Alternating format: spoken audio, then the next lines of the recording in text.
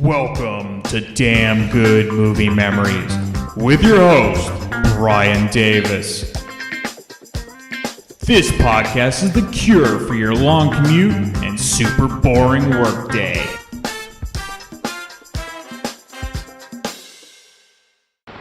I am Dracula. I bid you welcome.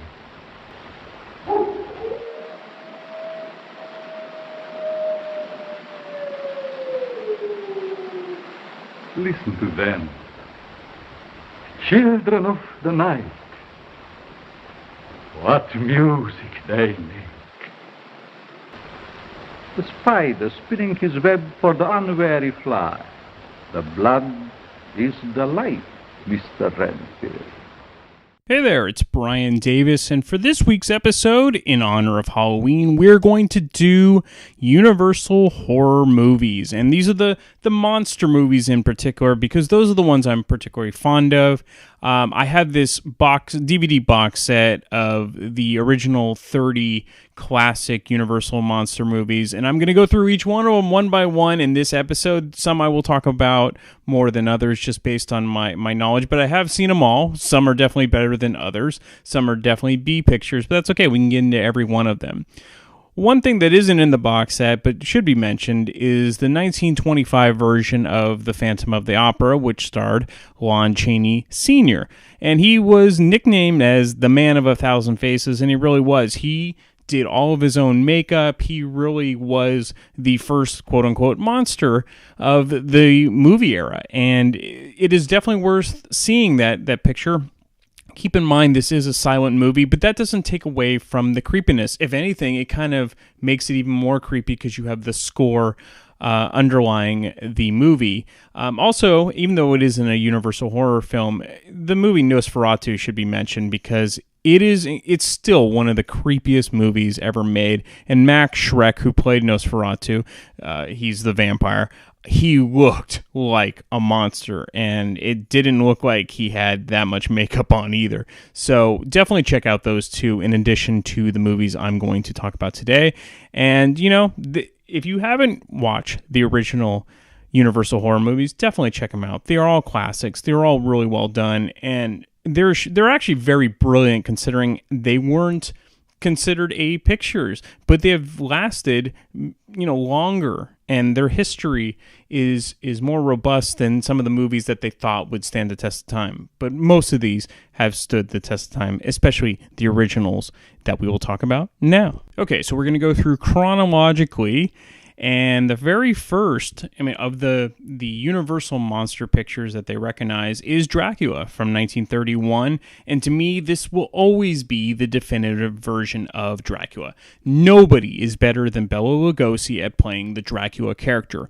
His voice, his eyes, his mannerisms, he is the best. And while I think the Nosferatu from 1922 is kind of a creepier movie, mostly due to Max Schreck's appearance and his makeup, the Bela Lugosi version of Dracula is definitely chilling in its own way.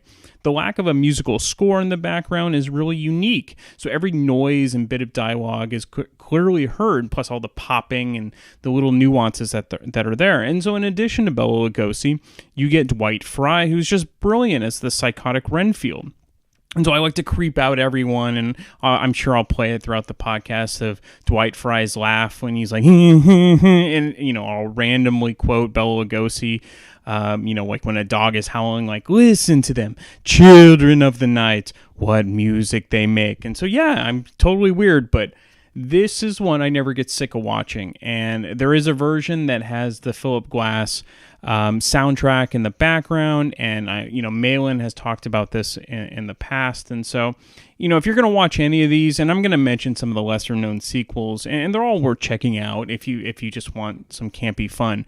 But this is one that you should own. This is one you should watch every year because it is so good. And interestingly enough, really Lugosi never played Dracula that much afterwards. He'd always play a weird scientist or something like that. And there's a great podcast called You Must Remember This that is actually going through the life of Bela Lugosi and Boris Karloff, and it is definitely worth checking out. And she's in the early phases of talking about their life, but Lugosi was actually kind of a heartthrob actor in the early years when he was in Hungary, and then he sort of turned into this kind of, mad scientist, because both Karloff and Lugosi were in their 40s when they kind of had a resurgence in their career. So definitely check out the original version of Dracula.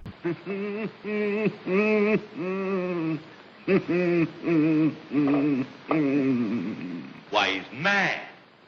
Look at his eyes. Why, the man's gone crazy. Next is the original Frankenstein from 1931. So not only do you get Dracula, you also get Frankenstein in the same year. And arguably, they're the two best horror character or monster characters ever created, and both were novels. The original Frankenstein is fantastic due to the makeup, the acting, and the sets. Really, the first three Frankenstein movies are all amazing, and I'll get into the other two later. There was nobody better than Boris Karloff at playing the monster, but he really doesn't get to showcase his talents until the next movie, which we will talk about soon. Colin Clive is amazing as Dr. Frankenstein, and anytime you hear, "It's alive, it's alive," it's instant chills. I mean, nobody played that better. I mean, everything else is self-parody at this point. And of course, any movie with Dwight Frye is awesome. He was in Dracula as Renfield, and now he plays Fritz as Dr. Frankenstein's assistant. So people tend to think that the character Igor was always plays the assistant, and that's actually not true. Actually, Igor doesn't become a character until the third movie, which is in Son of Frankenstein. It's moving. It's alive. It's alive. It's alive. It's moving. It's alive. Oh, it's alive. It's alive. It's alive. It's alive. Oh, in the name of God. Now I know what it feels like to be God. Oh.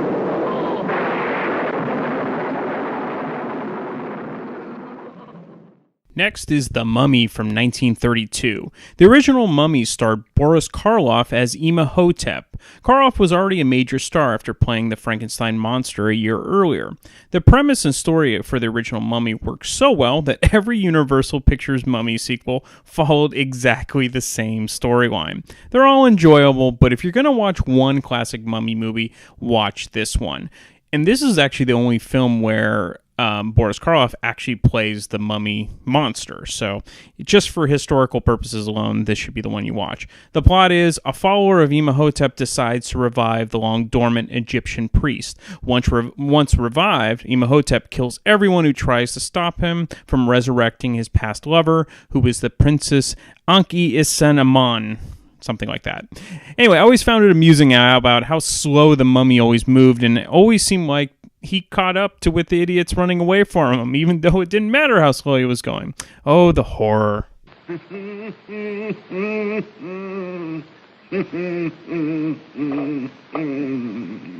Next is The Invisible Man from 1933. This was based on the sci-fi novel by H.G. Wells, which was originally released in 1897. Wells's work is a true testament of what a creative visionary he was, as invisible tales are still very popular in movies and television even today. The 1933 version from Universal Pictures stars the amazing Claude Rains. As you can imagine, you almost never see Rains on screen. You only hear his voice as he's wrapped up in bandages throughout the movie. Gloria Stewart plays Rains' fiancée. Younger movie fans will know Stewart for her role in 1997's Titanic as the older version of Kate Winslet's character, Rose.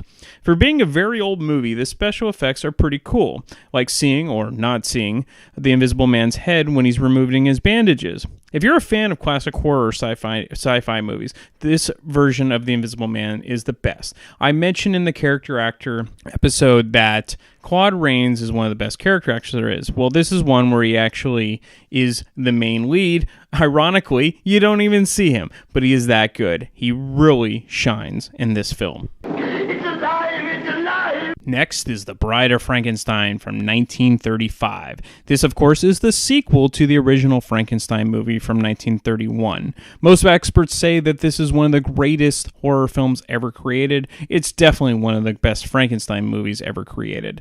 The evolution of the Frankenstein monster is very interesting, and partly might be due to maybe showing off what Karloff could really do. In the first film, the monster is incredibly limited in what he can comprehend and does not speak well at all.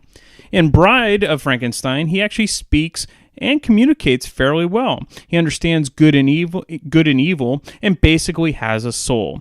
This is especially apparent in the scene where Frankenstein befriends a blind man who lives alone in a cabin in the woods. The man doesn't care what the monster looks like. He just wants a friend. It's actually a pretty touching scene in the midst of all the horror going on throughout the film. The first 3 Frankenstein movies are all stellar and worth watching if you're a fan of classic horror films.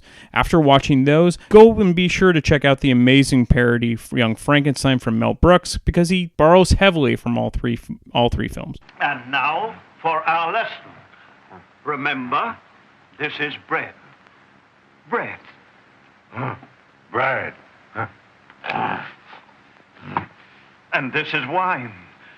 To drink. Drink. Drink. Good. Good. We are friends, you and I. Friends. Good. Good. And now for a smoke.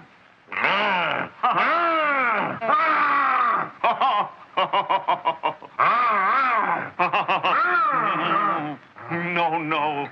This is good. Smoke. You try.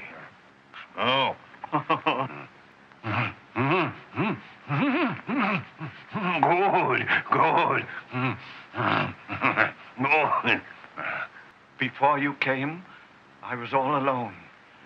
It is bad to be alone. Alone. Bad. Friend. Good. Friend. Good. Next up is Werewolf of London from 1935. This was the first Wolfman horror movie from Universal Pictures. The Lon Chaney Jr. version of the Wolfman wouldn't be released until 1941. Henry Hall stars as the werewolf, and the story is basically the same as the 1941 version. The difference being that Hall is bitten by a werewolf while traveling in Tibet. Also, Hall's makeup is less complex than what Chaney's version of the wolf looked like in 1941. In any case, if you enjoy horror movies and the Wolfman legacy, Werewolf of London is worth checking out. And then, of course, you can listen to Warren Zevon's song after you watch the movie. As a matter of fact, why don't we just play the song now?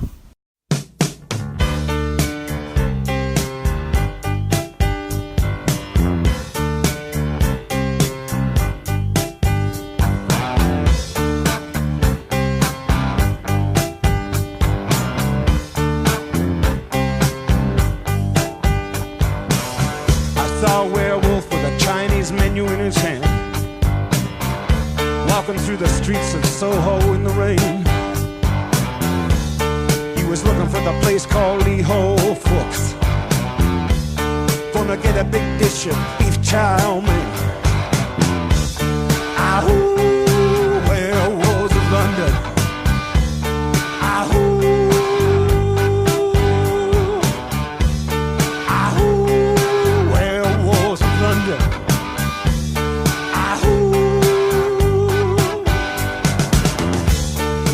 Howling around your kitchen door. You better not let him in. Little old lady got mutilated late last night. Werewolves of London again. Ahoo, werewolves of London.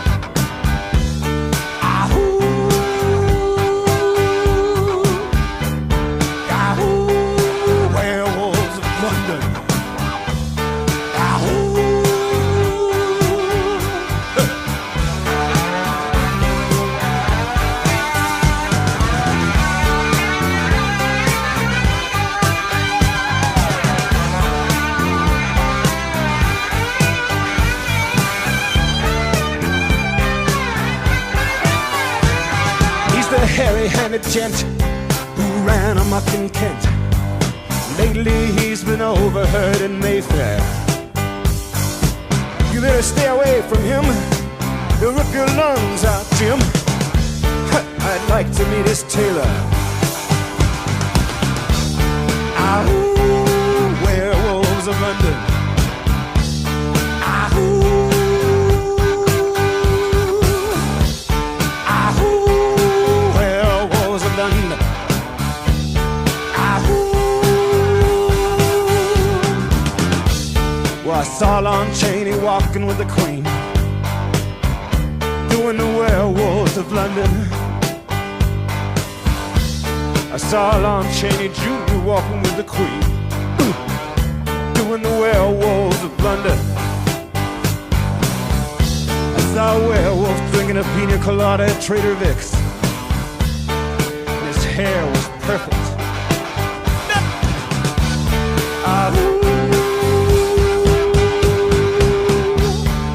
Werewolves of London. Drop blood.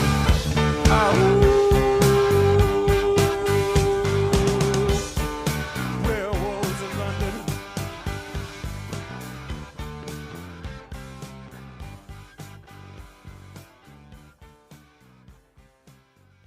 Next is Dracula's Daughter from 1936. This was one of the first sequels to the original Dracula movie from 1931. It also feels like the first B movie in all of these sequels. The real only connection to the first film is Edward Van Sloan, who returns to play Van Helsing in this movie. To be honest, the only reason I actually own this film is because I bought the Universal Monsters box set, and that includes all of the classic monster movies from the 1930s to the 1950s, which of course is what I'm using for the basis of this podcast. The movie is entertaining to watch, but it's not my favorite Dracula film. Next up is The Son of Frankenstein from 1939. The first three Frankenstein movies are horror classics and are all equally brilliant. Even though they are not technically considered a trilogy, Son of Frankenstein seems like the final act. Son of Frankenstein is Boris Karloff's last performance as the monster, but the first to feature the Igor character, which is played by the brilliant Bela Lugosi. An argument can be made that Son of Frankenstein is the best of all three, especially with the addition of Basil Rathbone, who is best known as Sherlock Holmes, to the cast. Much of this movie was parodied by Mel Brooks in Young Frankenstein, everything from Igor, or Igor, to Inspector Craw, played by Lionel Atwill, with the wooden arm. Casual fans will think that Igor appeared in all of the early Frankenstein films, but the first two featured Dwight Frye as the assistant Fritz, or Carl. Son of Frankenstein is also a bit longer than most of the Universal horror movies at 99 minutes. The ending of this film is pretty cool, and it's fun to watch these three movies in a row on a lazy weekend. Basil Rathbone also plays, I believe he's the nephew or the son, or he's related in some way to the original Dr. Frankenstein, and he takes over for Colin Clive in this movie. Dr. Frankenstein.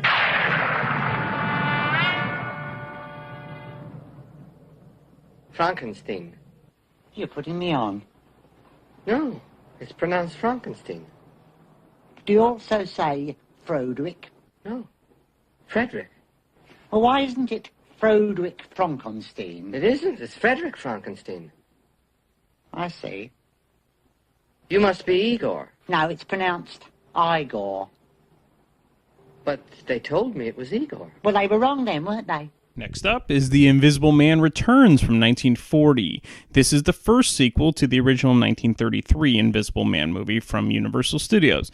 Since the original Invisible Man was played by Claude Rains and he was killed off in the first movie, the plot had to be altered a bit. Of course, Rains' character had a brother, played by John Griffin, who is also a scientist, how convenient, who works on invisibility serums. This, throw logic out the window when it comes to these movies. Anyway, Griffin decides to help a man who is played by Vincent Price, and he's on death row, falsely accused of a crime. So Griffin injects Vincent Price with the serum, which allows him to break out of prison and clear his name. Pun intended. Interestingly enough, like Claude Rains in the original Invisible Man, you only see Vincent Price for a very brief amount of time due to him being invisible most of the film. However, you hear Price's voice prominently throughout the film, and of course he was best known for his amazing voice as heard by many people in the Michael Jackson Thriller album with the song Thriller. So anyway, check this movie out. It's not as good as the original Invisible Man, but definitely still fun to watch.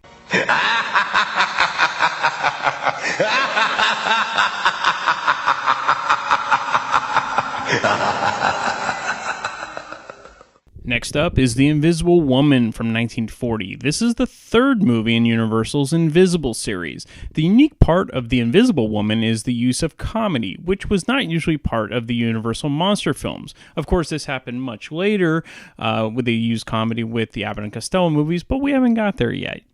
The movie stars John Barrymore and Virginia Bruce. Barrymore plays a professor that is working on an invisibility machine, and Bruce becomes one of his test subjects.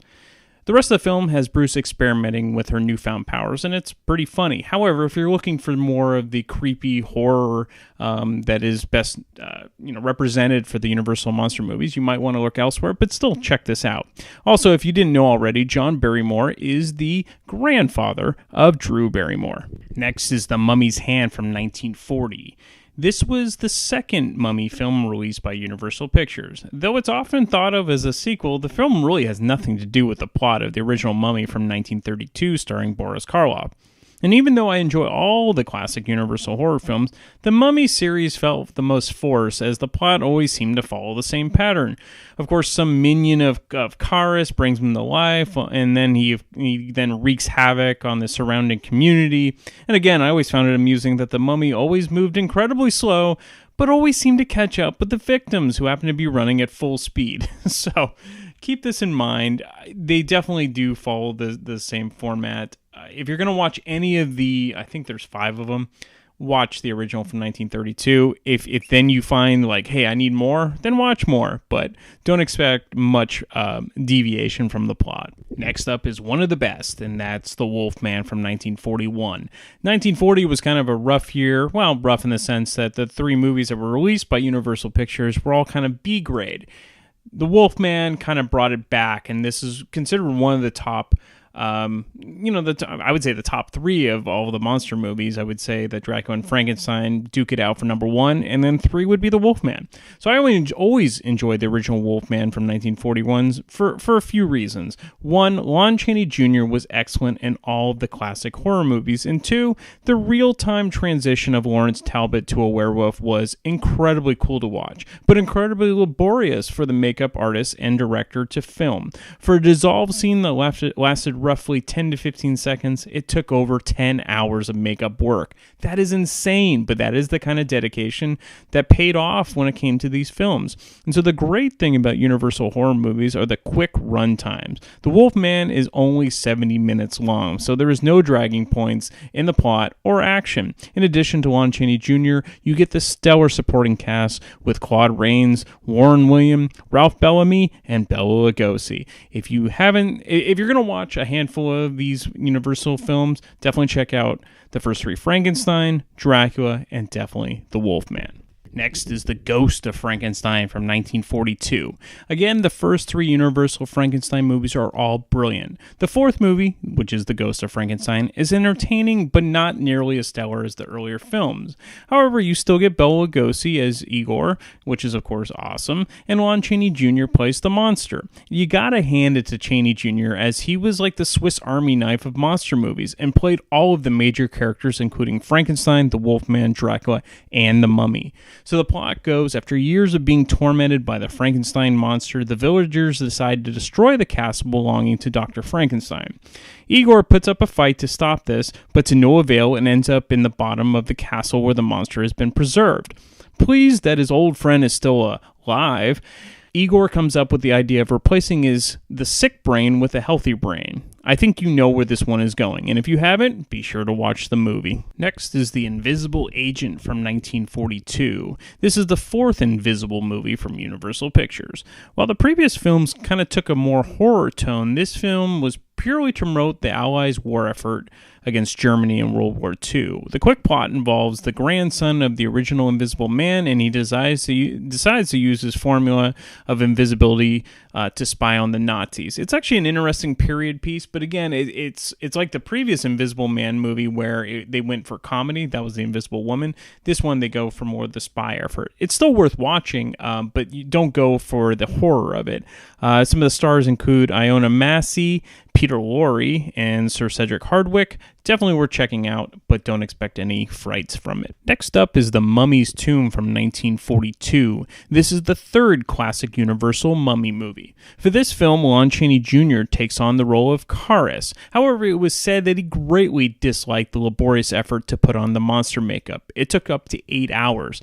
This is saying something because he also played the Wolfman, which sometimes took 10 hours to put on that makeup. As for the plot, I could really get into it, but if you've seen one early Mummy movie, you know what happens. Mummy comes to life from some cult follower. Then the mummy wreaks havoc on everyone, even though he saunters like molasses. Somehow, the good guys, quote-unquote, kill the mummy until the next film comes around. Even though they're all predictable, I'm always entertained. Next up is Frankenstein Meets the Wolfman from 1943. This is the fifth Frankenstein movie and the third Wolfman movie.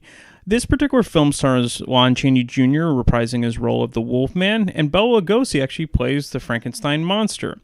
It's always fun to have these multiple monsters appearing in crossover films, and it's like really one of the first type of crossover movies there are. Now you get all sorts of these, whether it be with superheroes or whatnot, but this was actually the first of its kind. Of course, it would become self-parody, when Godzilla fights King Kong, and then Mothra, and all these different things. But back in the day, this was actually pretty cool to put two of the monsters in the same movie. Next is the 1943 version of The Phantom of the Opera. And so while I find the silent version starring Lon Chaney Sr. from 1925 a superior version of the film, I own the 1943 version starring Claude Rains because it's included in the box set. The most unique part of the 1943 version is that it's all shot in color, as black and white was still the industry standard for most of the films at the time. Also, almost all of the Universal horror films were in black and white, which always made the films more spooky. In my opinion, the color actually makes this version of Phantom of the Opera less scary and actually more hokey. However, any movie with Claude Rains is worth watching. However, if you're going to watch any of the Phantom of the Operas, definitely start with the 1925 version. Next is The Son of Dracula from 1943, and I just realized this is when it became ridiculous with son of this and daughter of this and next door neighbor's cousin of this and whatever, but I still love these movies no matter what. Anyway, Son of Dracula was Lon Chaney starring in the title role. And I said before, Lon Chaney Jr. was the Swiss Army knife because he played all of the major monsters. But one of the cool things about this particular movie are the special effects of having Dracula transform from a man to a bat. And it's also the first to name the Count as Alucard, which is Dracula spelled backwards. Next up is The Invisible Man's Revenge from 1944. This is the fifth classic invisible horror movie from Universal Pictures. This time, John Carradine plays a mad scientist. Aren't they all mad? Anyway, he decides to test his invisibility formula on an escaped convict played by John Hall. When the formula works, the criminal terrorizes a family he claimed cheated him out of a fortune a year prior to his conviction. Anyway, this is actually kind of a fun one, but the mad scientist, it's always kind of a fun premise to work with. Next is The Mummy's Ghost from 1944. This is the fourth Mummy movie. Lon Chaney Jr. again plays Karis in the film, and the plot is pretty much the same as all the other Mummy movies, with some minion that worshipped Karis, reviving him from the dead in order to return him to his original resting place in Egypt. Again, I sound like a broken record with the Mummy movies, but really, they're all the same. I don't care what it is, but it's funny to watch because you'll realize that, geez, people keep falling for the same plot, and I guess if it ain't broke, don't fix it. Next is The House of Frankenstein from 1944. This is when they throw in the kitchen sink for everything because it includes the all-star group of monster characters with the Wolfman, Dracula, and Frankenstein. The cast includes Boris Karloff, who plays a mad scientist, of course. Lon Chaney Jr. plays the Wolfman, John Carradine plays Dracula, and Glenn Strange plays Frankenstein. What a great name to play a monster, Glenn Strange. Anyway, he was also the Frankenstein monster in Abbott and Costello Meet Frankenstein, which we will get to soon. Again, for this movie, the plot is loose, but the cast is great, and it's one of the better forgotten classic monster movies. Next up is The Mummy's Curse from 1944, and this is the final Classic mummy movie to be produced by Universal. That is, if you don't count the comedy film Abbott and Costello Meet the Mummy. We'll talk about that later. But they finally put him to rest in this one. Lon Chaney Jr. for the third time stars as Karis, who was once again brought back from the dead after being discovered in Louisiana. Yeah, I thought it was pretty random too. Anyway, he was buried in quicksand in The Mummy's Ghost, which we talked about before, and there you have it, he's magically back. Why he appeared in Louisiana? Don't think too hard about it. Next up is The House of Dracula from 1945. House of Dracula is a direct sequel to House of Frankenstein, and again stars all of the classic monsters, Frankenstein, Dracula, and Wolfman. So while the first versions of each monster are definitely the best, the ensemble films are actually very entertaining and fun to watch. Plot-wise, there's really no difference between the two films, so if you like the first, which is House of Frankenstein, you'll enjoy House of Dracula as well. Next is She-Wolf of London from 1946, and this stars June Lockhart and Don Porter. So it had been almost 6 years since they did a female offshoot of the monster movies with The Invisible Woman. That was back in 1940. And again, this film isn't as famous as the other Universal monster movies, but it was included in the DVD set, and here I am talking about it. Much like the original Wolfman, this involves a young heiress, who played by June Lockhart, who finds out about her family and their curse of lycanthropy, which of course means a werewolf, and she soon turns into a wolf herself. Again, this isn't that memorable, but if you're into all these and you're completist like I am, you're definitely going to want to check it out. But again, it's not that memorable. All right, so after She-Wolf of London, Universal kind of stopped making the monster movies, but they brought it back and they made arguably one of the greatest monster movies ever made, and that is Abbott and Costello Meet Frankenstein, and this was in 1948. And so when I was a kid, this is actually what got me into the Universal monster movies. It had everything. You had Frankenstein played by Glenn Strange, the Wolfman played by Lon Chaney Jr., and returning as Dracula, you had Bela Lugosi. This was a dream come true for me, and this is what really got me into monster movies, like I said. It was hilarious and scary at the same time. I thought it was the coolest thing, being able to see Lon Chaney Jr. transform into the Wolfman. And then, again, you get the return of Bela Lugosi, and this is perfect, because he is the definitive Dracula. The other great thing about this particular Abbott and Costello movie is it isn't bogged down by a musical number, and the fucking Andrews Sisters. They ruin every Abbott and Costello movie they're in. Look, I'm sure the Boogie Woogie Bugle Boy was its Billie Jean of its era, but for me, it's an excuse to grab the remote and push fast forward before I start yelling at the screen for killing the flow of the movie. Anyway, they don't ruin it in this one because they had some common sense not to put in a god-awful musical number. So anyway, if you're going to see the originals like Dracula, Frankenstein, and the Wolfman, you also have to put this on your short list of what to see.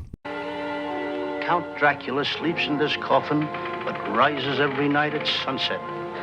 Chick is right. This is awful silly stuff. Dracula.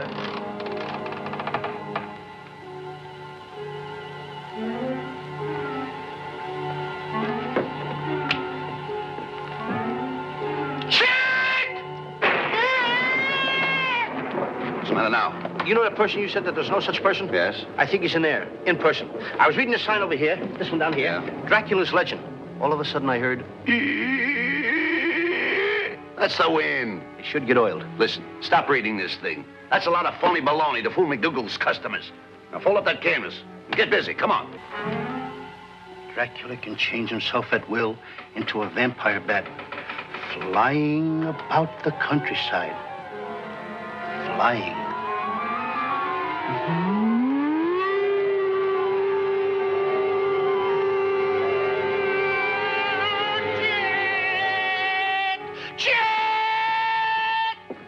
Listen, you're making enough noise to wake up the dead. I don't have to wake him up. He's up.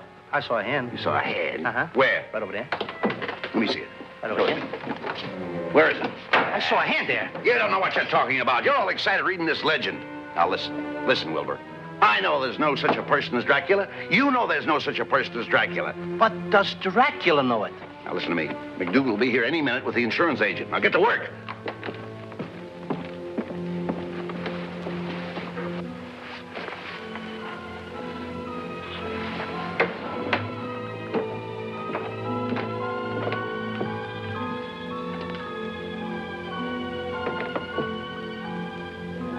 keeps himself alive by drinking the blood.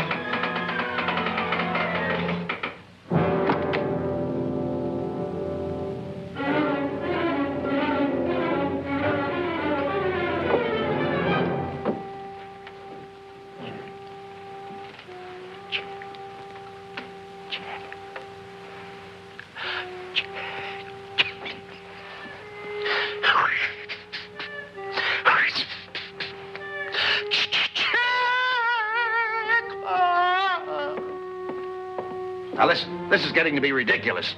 Well, what? Are you trying to tell me that can will move? Look, wait a minute, candles can't move. This one did. Yeah, watch it. Keep your eye on it. Is it moving? Huh? It's not moving, is it? No. Well, use your brains a little bit. Let's get this job finished. Next up is Abbott and Costello meet the Invisible Man. Now, you'll remember if you saw the end of the movie Abbott and Costello meet Frankenstein, there's the boat scene where you kind of hear Vincent Price's voice saying, "I'm the Invisible Man," and then they jump out of the boat and everything. And it's kind of a cool effect because you see a guy smoking a cigarette, but there's no guy there. Well, he won't chase us anymore. And another thing, Mr. Chick Young, the next time that I tell you that I saw something when I saw it, you believe me that I saw it. Oh, relax. Now that we've seen the last of Dracula, the Wolfman and the monster, there's nobody to frighten us anymore. Oh, that's too bad. I was hoping to get in on the excitement. Who said that? Allow me to introduce myself. I'm the Invisible Man. Anyway, so they decided to probably follow up because they expected to do another sequel, but maybe they didn't realize how popular Frankenstein was going to be because it took 3 years to make this movie. But in any case, Bud and Lou, known as, they're actually called their names in this one, they just graduated from private detective school, and then they end up becoming these bumbling idiots as they always are. And it's fun. Like it's nothing great about this one, and it's definitely not as good as Abbott and Costello meet Frankenstein, but if you enjoyed the Invisible movies, you're going to enjoy this one as well. And it involves like a boxer who was accused of murdering his manager, and so the duo kind of help him try to clear his good name. So anyway, if you enjoy Abbott and Costello and you enjoy monster movies, you should probably see them all. Next up is the return of the original films that wasn't just an offshoot of, Dracula, Frankenstein, the Wolfman, Mummy, Invisible Man, and whatnot. In 1954, they released Creature from the Black Lagoon, and it's kind of funny to watch the movie now because it was originally filmed for theater viewing in 3D, and because of this, you'll get some gratuitous close-ups of the gill man and sea life, which really adds nothing to the plot, but I'm sure at the time it was kind of interesting to see in 3D. Creature is definitely entertaining, even if it's a bit campy. There really isn't much to the plot at all. Basically, there's a team of archaeologists who go on a geology expedition in the Amazon. While on their boat, the gill man takes a fancy to Julia Adams, and starts to stalk her, but only underwater. Of course, he can't help himself and eventually comes out of water. The rest of the movie is the back and forth between the gill man and the crew. And and the gill man likes to kill people as well, which is only fair. It's a monster movie after all. Next up is Revenge of the Creature from 1955. This is the first sequel to Creature from the Black Lagoon. For this entry, men from a Florida oceanarium decide to steal the infamous Gillman in order to use him as an attraction at their water park. Kind of think of King Kong in a sea life sort of way. Of course, this is a terrible idea, and he escapes from captivity at the park and goes on a rampage against the customers and staff. Some great trivia here. This is Clint Eastwood's first film appearance, though he pretty much disregards the film when asked about it. He plays a scientist. Hey! Didn't you say that among the lower animals there were no natural enemies as long as they were well fed? Yeah, something like that. Wow. Well, maybe so, Doc, but there were 4 rats in there when I changed my lights. Now there's only 3. Punk. It's my considered opinion that rat number 4 is sitting inside that cat. Are you sure you fed them all this morning? Sure, I always feed them. Seeing as how I've got a 44 Magnum in my pocket, the most powerful handgun in the world. Oh. How'd you get in here? Yeah, this guy's bad. This is his first and last movie. Next is Abbott and Costello Meet the Mummy from 1955. As the title gives away, guess what? Bud and Lou indeed meet the mummy. The movie is notable for being the last Abbott and Costello movie to be produced by Universal Pictures. They did 28 in total.